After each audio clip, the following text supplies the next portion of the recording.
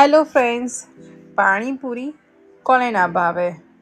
એટલે જ પાણીપુરીની ફ્લેવરવાળી ફરસી પૂરીની રેસીપી લઈને આવીશું તમારા માટે. પરફેક્ટ સ્ટ્રીટ સ્ટાઇલ ટેસ્ટ ઘરે જ રેડી થશે, એ બી આપણી ફરસી પૂરીમાં. પરફેક્ટ લેયરવાળી, ક્રિસ્પી અને મોઢામાં મૂકો તો જેને દાંત ના હોય એ બી ઇઝીલી ખાઈ શકે એવી સરસ સોફ્ટ રેસીપી લઈને આવીશું પૂરીની. તો ચલો આપણે રેસીપીની શરૂઆત કરીએ.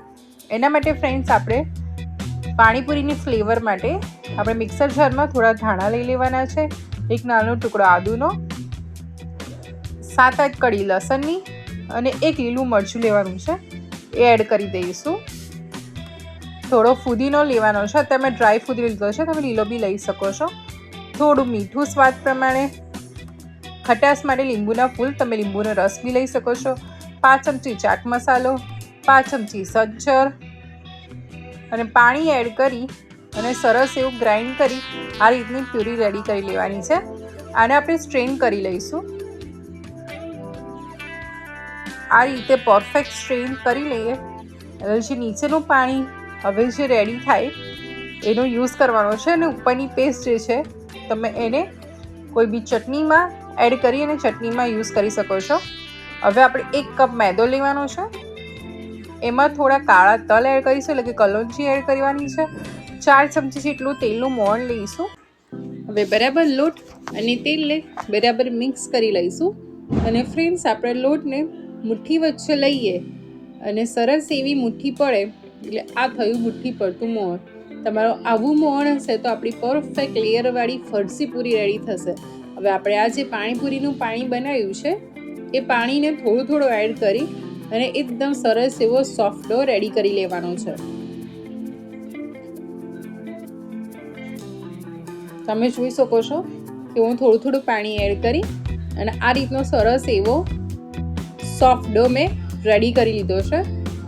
આ રીતનો સરસ સોફ્ટ ડો હશે તો તમારી પૂરી પતલી સરસ વણાશે. જો પતલી સરસ પૂરી વણાશે તો જ તમારી પૂરીમાં પરફેક્ટ લેયર પડશે. હવે આ રીતના નાના લુવા કરી દેવાના છે. તમે જોઈ શકો છો કે એકદમ નાની સાઇઝના મેં લુવા રેડી કર્યા છે. લુવા રેડી થઈ ચાલે આ રીતે હથેળી વચ્ચે પ્રેસ કરી અને એને આડની પર લઈ લઈશું. એના પર થોડો લોટ ડસ્ટ કરી લેવાનો છે. તમે મેદો બી ડસ્ટ કરી શકો છો અને ઘઉંનો લોટ બી ડસ્ટ કરી શકો છો. હવે એકદમ પતલી એવી પૂરી વણીને રેડી કરવાની છે. જેટલી સરસ પતલી હશે એટલી સરસ લેયર તો પડશે જ, પણ અંદરથી સરસ એવી કૂક બી થશે જ્યારે તમે તળશો ત્યારે. તમે જોઈ શકો છો કે આટલી સરસ પતલી પૂરી વણાઈ જાય એટલે આ રીતે પહેલાં હાફ ફોલ્ડ કરવાની છે, પછી અગેન એને હાફ ફોલ્ડ કરવાની. આ રીતે સરસ બંને 2 વખત હાફ ફોલ્ડ થઈ જાય એટલે અને આ રીતની 2 બોર્ડરને પ્રેસ કરીને સીલ કરી દેવાની છે. આ થઈ આપણી સરસ એવી લેયરવાળી ફરસી પૂરી વાળવાની પેટર્નની વાત. આ રીતે હું તમને બીજી પૂરી બી વણીને બતાવી દઉં. તો થોડો મેં લોટ ડસ્ટ કરી અને એકદમ પતલી પૂરી વણીને રેડી કરી લઉં છું.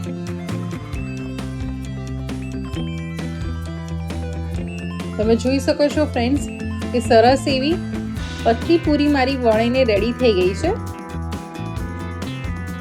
એટલે આ પૂરીને પહેલાં હાફ ફોલ્ડ કરીશું, દેન અગેન હાફ ફોલ્ડ કરીશું અને 2 સાઈડની જે બોર્ડર છે તેને પ્રેસ કરીને સીલ કરી દઈશું. તો આ રીતે મેં બધી પૂરીને શેપ આપી દીધો છે. મીડિયમ ફ્લેમ પર ગરમ કરેલા તેલમાં મેં બધી પૂરીને એડ કરી દીધી છે. જેટલી પૂરી સમાય એટલી પૂરીને એડ કરી દીધી છે. પહેલાં મેં મીડિયમ ફ્લેમ પર પૂરીને જ્યાં સુધી ઉપર ના આવી જાય તેલમાં ત્યાં સુધી મીડિયમ ફ્લેમ પર કરવાની છે.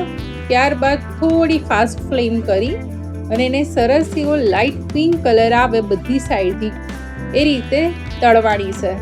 તમે જોઈ શકો છો ફ્રેન્ડ્સ કે આપણી ફરસી પૂરીના સરસ એવા લેયર ખુલી ગયા છે અને પરફેક્ટ લેયરિંગવાળી પૂરી તૈયાર થઈ છે. આ રીતે બધી સાઈડથી ફેરવી અને સરસ એવી લાઇટ પિંક કલરની પૂરી વણીને રેડી કરી લીધી છે મેં. એ તેલ ડ્રોપ આઉટ થાય એટલે આપણે એને સાઈડ કરી લઈશું. આ રીતે બધી પૂરીને હું તેલ ડ્રોપ આઉટ કરીને સાઈડ કરી લઉં છું.